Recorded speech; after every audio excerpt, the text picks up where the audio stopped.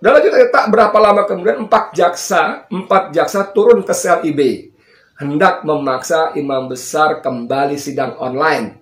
Akhirnya IB marah besar. Semua polisi dan tahanan menyaksikan kemarahan IB ini. IB menyatakan dengan keras dan suara lantang, walau kalian tembak kepala saya tidak mau sidang online. Walau kalian tembak kepala saya tidak mau sidang online. Wow, dahsyat. Top. Emang kelas beliau tuh beda banget ya. Kemudian imam besar menyampaikan sikapnya. Mulai saat ini, jangan jemput saya kecuali sidang offline yang hadirkan saya di ruang sidang. Jika hakim tetap ngotot sidang online, maka silakan sidang dengan jaksa saja. Saya tinggal tunggu vonisnya, mau hukum seumur hidup atau hukum mati sekalipun.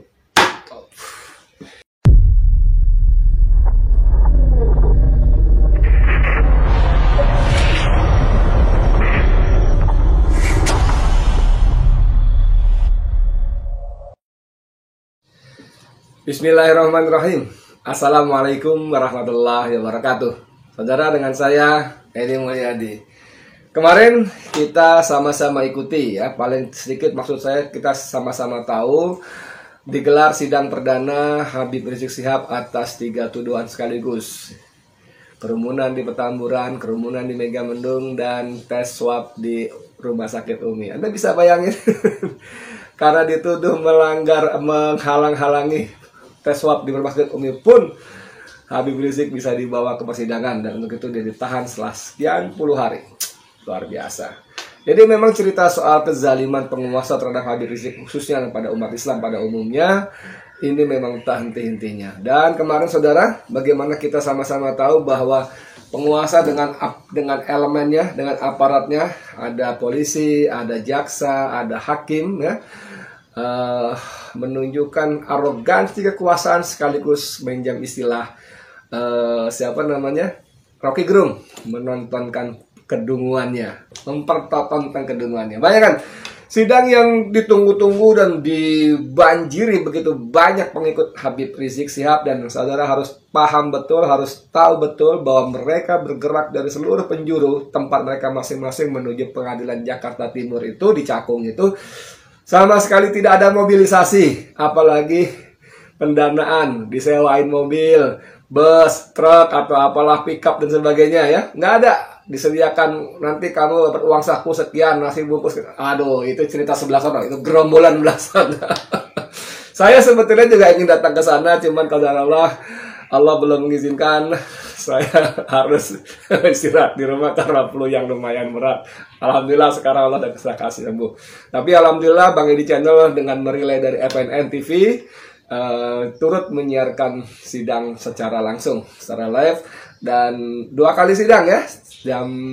Kemudian yang kedua 1:30 dimulai lagi. Tapi dengan kondisi yang sungguh sangat amburadul.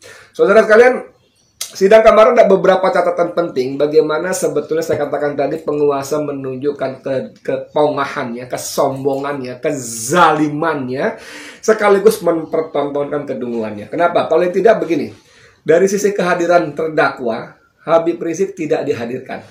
Tidak dihadirkan. Walaupun pengacara bolak-balik minta ini harus dihadirkan. Ini ada beberapa catatan dari orang-orang yang ngerti hukum bahwa soal-soal seperti ini harusnya memang dihadirkan, ya kan? Misalnya tulisan dari Ranum Hamidah, saya nggak tahu ini siapa, tapi tulisannya beredar di media-media sosial, khususnya grup-grup pertemanan WA. Bila terdakwa tidak setuju sidang online, maka hakim wajib menghadirkan terdakwa dalam ruang sidang yang sama dengan majelis hakim, jaksa, penasihat hukum secara fisik dan langsung. Kalimat paragraf pertamanya menohok. Banyak orang dungu melihat bahwa hadir atau tidaknya terdakwa dalam sebuah proses persidangan adalah hanya perkara teknis semata, kata Ranum Hamidah ini ya. Penetapan hakim yang hanya mendasarkan pada perma semata tanpa mengubah undang-undang adalah sebuah bentuk kezaliman baru yang dibuat oleh rezim dungu. Rezim zalim, dungu, dan pandir. Ini kata dia loh ya, bukan kata saya nih. Aduh, saya cuma bacain doang nih ya. Saya belum sampai pada tahap itu ngomongnya. Di Amerika saja, negara sekuler yang bukan berdasar Pancasila untuk mengubah sidang normal menjadi sidang online harus diubah dulu melalui undang-undang ya. Saya loncat saja, ini ada beberapa hal penting ya disebutkan dalam bahkan Perma nomor 4 tahun 2020 yang menjadi landasan hakim untuk menghadirkan secara online pun disebutkan dalam ketentuan pasal 2 Perma Akwo eksplisit disebutkan bahwa terdakwa pada asalnya dihadirkan di persidangan. Nah, dalam ketentuan pasal 2 disebutkan persidangan dilaksanakan di ruang pengadilan dengan dihadiri penuntut dan terdakwa dengan didampingi atau tidak didampingi penasihat hukum kecuali ditentukan lain berdasarkan ketentuan peraturan perundang-undangan. Wow, sementara di KUHP ya pasal 154 disebutkan hakim ketua sidang pengadilan yang terdakwa dipanggil masuk dan jika ia dalam tahanan ia dihadapkan dalam keadaan bebas. Jadi terdakwa harus dipanggil masuk ke ruangan yang sama. Yang ada hakim, yang ada pengacara, yang ada jaksa. Di ruangan yang sama dalam keadaan bebas seandainya terdakwa dalam penjara. Dihadirkan dalam keadaan bebas. Oke. Dalam ketentuan pasal 146-154 KUHP diatur rinci bagaimana terdakwa dihadirkan sejak pemanggilan hingga hadir di hadapan hakim di muka persidangan. Ketentuan mengenai kehadiran terdakwa di persidangan sifatnya mengikat atau imperatif, sementara sidang online sifatnya hanya kondisional atau fakultatif. Jadi memang di sini sekali lagi, ini yang saya bacakan hanya konsumsi orang-orang yang paham, orang-orang yang bermain di sidang-sidang, di pengadilan dan sebagainya. Orang-orang yang bergerak di ranah hukum. Saya dan kita semua banyakkan tidak paham itu. Kan terus terang aja. Saya dan kita semua banyakkan tidak paham dan tidak ngerti, awam lah soal-soal itu. Tapi dengan keawaman kita dan ketidakpahaman kita di sidang-sidang soal pengadilan seperti itu, kita melihat pada tanggal 10 Maret yang lalu, Napoleon Bonaparte, jenderal polisi yang terlibat dalam meloloskan koruptor besar Joko Chandra, dihadirkan dalam sidang. Fisik hadir dalam sidang. Fisik hadir, bos. Hadir dalam sidang fisik. Dan bahkan dia berjoget TikTok di ruang pengadilan. Di ruang sidang, dia joget TikTok. Jadi ini saja menunjukkan betapa, mau ngomong apa lagi? Betapa penguasa itu sangat timpang, sangat tidak adil, sangat memberikan perlakuan yang berbeda antara kelompok-kelompok kritis, kelompok-kelompok yang berseberangan dengan penguasa, lebih khusus dalam konteks ini antara Habib Rizik Syihab dan kelompok lain yang kesandung masalah. Gila. Kalau alasannya prokes, Habib Rizik dalam sidangnya itu yang dimuat secara langsung oleh FNN dan dirilai oleh Bang Edi Channel, itu mengatakan saya sehat, saya tidak kena COVID, saya siap hadir. Dan itu ada kalimat-kalimat yang seru. Saya ingin membacakan buat kita semua bagaimana Habib Rizik menunjukkan kelasnya, kualitasnya sebagai pemimpin umat. Wah, ini dahsyat sekali ini ya. Saya bacakan nih. Di saat imam besar didampingi pengacara Aziz dan kawan-kawan walk out dari ruang sidang online, lalu dihalangi oleh penyidik Mabes Polri untuk tetap sidang online. Akibatnya IB marah. IB itu imam besar ya. Suara IB menggelegar satu gedung. IB semprot penyidik. Anda jangan ikut campur. Ini hak saya sebagai terdakwa. Ini bukan urusan polisi. Minggir, saya mau kembali ke sel. Dan akhirnya beliau kembali ke selnya. Kita memang dengar suara itu walaupun kamera sudah diminta dimatikan oleh beliau. Matikan kamera, tapi suaranya masih menggelegar, memenuhi. Dan lanjut, tak berapa lama kemudian 4 jaksa turun ke sel IB, hendak memaksa imam besar kembali sidang online. Akhirnya IB marah besar. Semua polisi dan tahanan menyaksikan kemarahan IB ini. IB menyatakan dengan keras dan suara lantang, walau kalian tembak kepala saya tidak mau sidang online. Walau kalian tembak kepala saya tidak mau sidang online. Wow, dahsyat. Top. Emang kelas beliau tuh beda banget ya. Kemudian imam besar menyampaikan sikapnya, mulai saat ini jangan jemput saya kecuali sidang offline yang hadirkan saya di ruang sidang. Jika hakim tetap ngotot sidang online, maka silakan sidang dengan jaksa saja. Saya tinggal tunggu vonisnya, mau hukum seumur hidup atau hukum mati sekalipun. Saudara sekalian, ini bentuk perlawanan yang, saya ingin mengatakan bahwa ayat Allah wa makaru makarullah wallahu khairul makirin ini terjadi pada sidang kemarin. Mereka boleh saja menyusun rencana, makar, strategi, perangkap, pemufakatan jahat apapun namanya, silahkan kalian susun. Wallahu khairul makir wa makarullah makarullah. Allah pun akan menyusun rencananya. Dan Allah adalah sebaik-baiknya pembuat rencana. Sidang kemarin, Anda tahu bagaimana ketika Habib bicara dalam protes pun suaranya di noisy. Saya nggak tahu apakah benar-benar gangguan teknis atau diganggu teknisnya gitu loh. Suaranya hilang, ada suara-suara lain, ada berganggu segala macam. Bahkan ada sebuah meme gambar bahwa Habib pun sampai menulis surat kertas tidak terdengar. Memang tidak terdengar. Anda bisa bayangkan nggak dalam sebuah persidangan yang akan menyangkut nasib orang, berapa vonis, berapa tahun hukumannya, vonis pidananya, tahanan kurungannya, tapi komunikasi sama sekali tidak lancar. Komunikasi suara tidak lancar, terputus-putus, berisik dan sebagainya. Komunikasi gambar apalagi hilang-hilang, lambat gerakannya, freeze segala macam. Dan itu dipaksakan oleh hakim.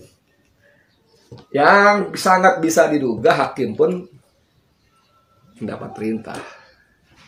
Kita tahu bagaimana kelas kualitas hakim-hakim kita. Luar biasa. Tapi saudara, saya menyimak bagaimana Munarman, salah satu advokat pembela Habib Rizik, itu kalimat-kalimatnya mantap. Ini namanya persidangan. Ini bukan cuma persidangan, loh, kata dia marah. Ini pengadilan. Kita bukan cuma sekedar bersidang, tapi kita juga mencari dan menegakkan keadilan. Namanya pengadilan, bukan cuma persidangan. Wih. Belum lagi si Habib Novel Bamumin teriak-teriak menunjuk-nunjuk, itu suaranya agak kurang jelas. Aduh, ini Allah jungkir balikan betul-betul. Allah tunjukkan persekongkolan jahat mereka dan mereka menjadi terperangkap oleh persekongkolan jahat itu. Bayangkan bagaimana para hakim yang menjadi dewa-dewa dalam ruang-ruang sidang pengadilan pun kelakep. Dan ketika hakim memarahi jaksa, kenapa terdakwa bisa meninggalkan ruang sidang, jaksa mengeluarkan ucapan yang sungguh sangat, apa menyebutnya, naif. Apalagi, apa ya? Terdakwa melarikan diri, Pak Hakim. Ini yang tidak bisa diantisipasi oleh aparat keamanan. Jaksa mengatakan begitu, saudara. Terdakwa melarikan diri. Pedas adegannya, jelas-jelas ada gambarnya, ada kalimat-kalimatnya. Habib Rizik mengatakan tidak bersedia sidang online. Dan dia sebelum pergi meninggalkan ruangan, berdiri dari bangkunya, dia mengucapkan kalimat-kalimat itu bahwa dia tidak bersedia. Beda jaksa. Wahai jaksa, Anda sarjana hukum, mungkin S2, S3, S8. Masa begitu aja Anda nggak bisa paham, lalu Anda menyimpan dia melarikan diri? Aduh, jaksa, kenapa? Apakah karena begitu banyaknya uang yang tidak jelas kehalalan dan haraman yang masuk ke kepala Anda, ke mulut Anda, ke perut Anda? Saya bertanya, bukan menuduh ya. Nanti dibawa lagi pasal-pasal menuduh. Saya cuma bertanya, apakah karena begitu banyak uang-uang, saya tidak katakan haram, begitu banyak uang-uang yang tidak jelas kehalalan keharamannya masuk ke dalam perut Anda, sehingga mulut dan otak Anda menjadi begitu, apa ya, begitu, aduh, susahnya berterima sebut dungu, Anda pintar, lulus sarjana. Terdakwa melarikan diri, Pak Hakim, dan ini tidak diantisipasi oleh aparat keamanan.